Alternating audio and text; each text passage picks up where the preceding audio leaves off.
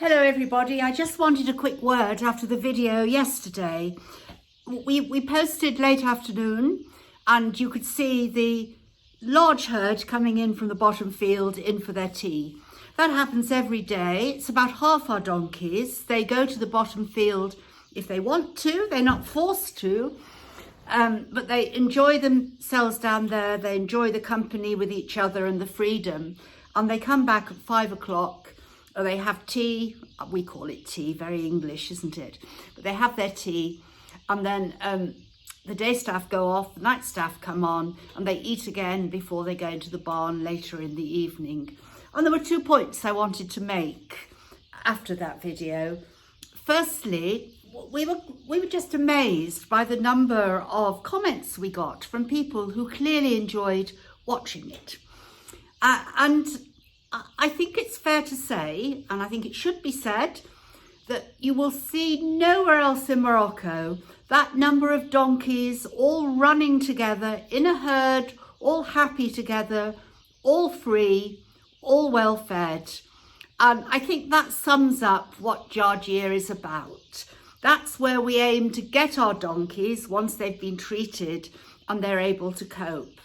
And then that brings me on to the second point. 1 or 2 people quite rightly raised the question about the donkeys that have had historically broken legs.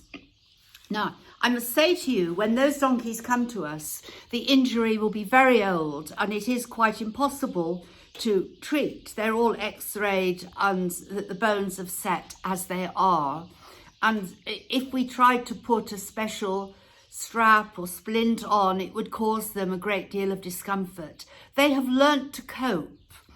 And the one that you saw, who's called Peter, who has the very severe injury, he came to us having been in that state for 4 years in a nearby town.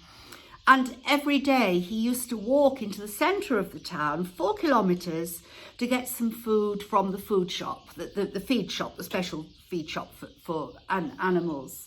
But he'd always walk back 4 kilometres because he had a friend whom he lived with in the wild. They lived quite feral at that stage.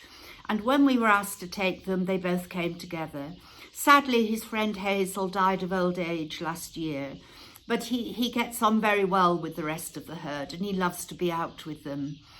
Someone did mention that he's not working on his hoof and therefore could we strap it in some way. That's not possible. And if you're here and you could see Peter, what happens? He's really walking on 3 legs and he drags the 4th leg.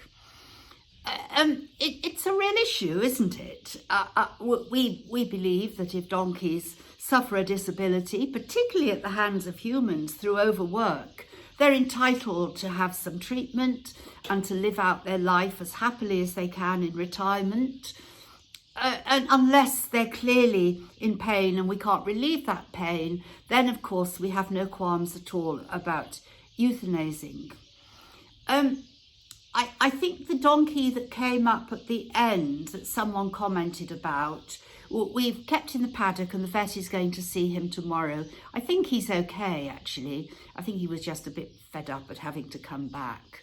But I promise you that we do check on all of them and we don't allow them to suffer unnecessarily.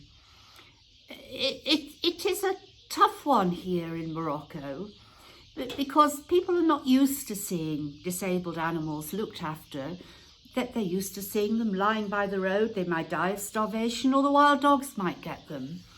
But of course, if you question a lot of Moroccans about, well, why wouldn't they want to euthanize them? Their view very much is that you do see a lot of Moroccans walking around with the same sort of disability, maybe on one of their legs, and they cope. So in a way, we give the donkeys the same chance. I hope you understand, and if you enjoy those videos, we'll try and put more of them online for you. We've had some amazing visitors today, 2 sets of visitors, and I won't embarrass them by telling you who they were, but that they were thrilled to be here, and we were thrilled to have them because in the absence of clients coming from abroad and tourists coming from abroad, we feel quite closed down, and the donkeys miss seeing people. We have a little cafe here now. There's no point opening it because nobody's here to come and use it. And of course, personally, as you know, you can tell I'm English. I'm quite upset by the state of coronavirus in the UK. And it is difficult because it means that I can't shoot back to England to pick up supplies and bring them back here, or indeed see our family. And there's a consequence to the pandemic that perhaps not everybody understands. Charles and I are both well into our 70s. Now, say something happened to us. We're having to talk to the boys, and the boys are going to have to keep this place running and use Zoom calls back to the family in the UK who can guide them through the funding, the management, etc. We never believed we would see a day like that. We're so used to hopping on a plane when we need to. So for all of you who are missing holidays, missing seeing their loved ones who may live abroad, particularly those who've got elderly parents abroad, we really do feel for you. And we are so lucky to be able to do what we do with the donkeys, because in many ways those donkeys bring us all together with some common ground.